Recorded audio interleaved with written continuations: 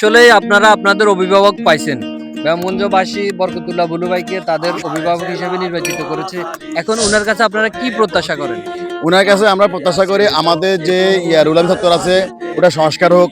তারপর আমাদের যে স্টেডিয়ামটা আছে ওটা সংস্কার হোক। ওটা যেন আন্তর্জাতিকভাবে ওটা প্রাধান্য পায়।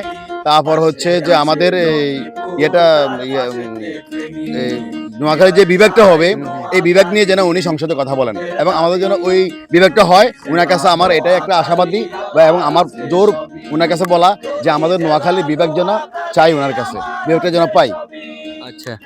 আর এই যে এখন আর বর্তমান সময়ে দেখা গেছে যুবকরা আমাদের মাদকে আসক্ত হচ্ছে।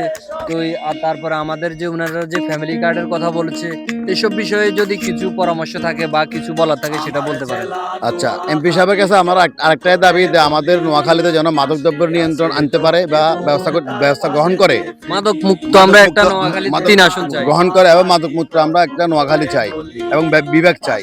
আর ফ্যামিলি কার্ড নিয়ে যে কথাগুলো বলছেন যে উনারা ফ্যামিলি কার্ড করে দিবে, আজকে আমি প্রধানমন্ত্রীর যে মানে উনি যিনি হবেন উনার কাছে আমাদের একটাই দাবি, উনি এখন বলে গেছেন যে ফ্যামিলি কার্ডটা আমরা দেব একেবারে নিম্ন শ্রেণী থেকে উচ্চমানের কর্মচারী পর্যন্ত যে এই কার্ডটা পাবে, প্রত্যেকটা ফ্যামিলি এই কার্ডটা পাবে।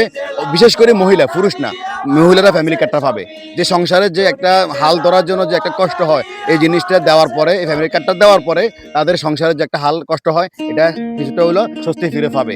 তো উনার কাছে আমার একটাই দাবি যে উনি যেন ক্ষমতা বসার পরে অতি সত্বর যেন এগুলা বাস্তবায়ন করে, উনার কথাগুলো যেন রাখে। তো ঠিক আছে, আসসালামু আলাইকুম। ওকে ভাইয়া, ভালো থাকেন। আসসালামু আলাইকুম।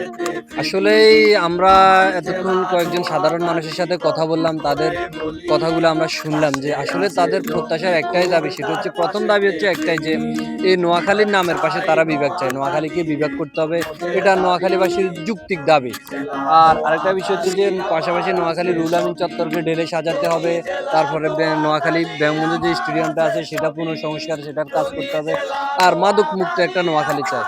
আরেকটা বিষয় তারা দাবি করছে, আসলে মানুষের তো উনারা প্রতিশ্রুতি দিয়েছে নির্বাচনে, তাই উনারা দাবি করছে যে আরেকটা বিষয় হচ্ছে যে ফ্যামিলি কার্ডগুলো যেন অতি সত্বর তাদের কাছে পৌঁছে যায়। তো আমি এই মুহূর্তে আছি নোয়াখালী ব্যায়ামগঞ্জ ৩ আসনে। তো নোয়াখালী ব্যায়ামগঞ্জ ৩ আসনে ধানের শীষের জয় হয়েছে, তারপরে তারেক রহমানের জয় হয়েছে, ভুলু ভাইয়ের জয় হয়েছে। তো নোয়াখালী ব্যায়ামগঞ্জ ৩ আসনের থেকে আমি নোয়াখালীর সজীব। সকলে ভালো থাকবেন, সুস্থ থাকবেন। আসসালামু আলাইকুম রহমতুল্লাহ বারাকাতুহু।